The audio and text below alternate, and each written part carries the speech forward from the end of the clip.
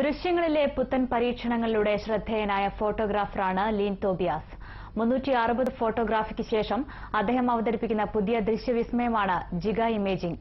ഒരു വലിയ പ്രദേശത്തിന്റെ ചിത്രത്തിൽ നിന്ന് സൂക്ഷ്മ വസ്തുക്കളെ പോലും നിരീക്ഷിക്കാമെന്നതാണ് ഇതിന്റെ പ്രത്യേകത.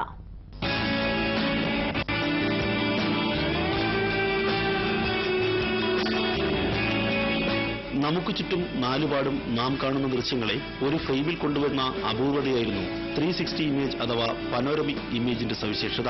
1600-ലധികം നിശ്ചല ദൃശ്യങ്ങളെ സൂക്ഷ്മമായി കൂട്ടിച്ചേർത്ത് ഒരു തുടർച്ചയുണ്ടാക്കുകയായിരുന്നു 360 ഇമേജ് ചെയ്തത്.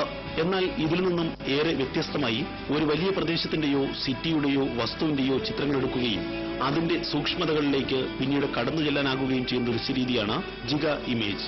1200-ലധികം ദൃശ്യങ്ങൾ കൂട്ടിച്ചേർത്താണ് ഇത്തരമൊരു ജിഗ ഇമേജ് സൃഷ്ടിക്കുന്നത്. ശ്രീലങ്കയിലെ പ്രശസ്തമായ കാൻഡി നഗരത്തിന്റെ ദൃശ്യത്തിൽ നിന്ന് നഗരത്തിന്റെ ഒരു മൂലയിലെ ജയിലിനുള്ളിലെ തടവുകാരനിലേക്ക് വരെ സൂക്ഷ്മമായി എത്താൻ കഴിയുന്നുവെന്നതാണ് ഈ ദൃശ്യരീതിയുടെ അത്ഭുതകരമായ സവിശേഷത. 360 ഡിഗ്രി ഫോട്ടോഗ്രാഫിയിൽ ഏറ്റവും കൂടുതൽ നമ്മൾ ഷൂട്ട് ചെയ്യുന്ന അതിന്റെ ഒരു ബ്യൂട്ടി, അതിന്റെ ഒരു ഇൻഫർമേഷനാണ് നമ്മൾ കൂടുതലായിട്ട് ഷൂട്ട് ചെയ്യുന്നത്. 360-ൽ നമ്മൾ ചിലപ്പോൾ അൺവാണ്ടഡ് എലമെന്റ്സ് ഉണ്ടാവും. ഒരു ഏരിയയിൽ ഇപ്പോൾ നമ്മളൊരു ടെമ്പിൾ ഷൂട്ട് ചെയ്യുകയാണെങ്കിൽ ടെമ്പിളിനടുത്തുള്ള കടകളും അതിന്റെ റോഡും എല്ലാം ഉണ്ടാവും. ഇവിടെയാണെങ്കിൽ ആ ടെമ്പിൾ മാത്രം. ഇപ്പോൾ ഉദാഹരണം പത്മനാഭസ്വാമി ക്ഷേത്രമാണെങ്കിൽ ക്ഷേത്രത്തിന്റെ ഗോപുരമാണ് ഏറ്റവും കൂടുതൽ ആൾക്കാർക്ക് കാണാൻ താല്പര്യമുള്ളത്.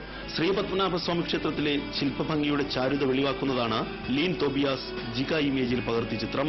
സോഷ്യൽ നെറ്റ്വർക്കിലൂടെ ഒരു ദിവസം കൊണ്ട് ഈ ചിത്രം കണ്ടവർ 1,00,000 കവിയും.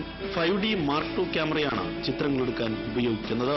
ടൂറിസത്തിനുൾപ്പെടെ വലിയ സാധ്യതകളാണ് ജിഗ ഇമേജ് കൊണ്ടുവരുന്നതെന്ന് ജീൻ തോബിയാസ് വ്യക്തമാക്കുന്നു. ഖജുരാഹോയിലെ ശില്പഭംഗിക്ക് ദൃശ്യഭാഷ നൽകുകയാണ് അദ്ദേഹത്തിന്റെ അടുത്ത ലക്ഷ്യം. India vision, Thiruvananthapuram.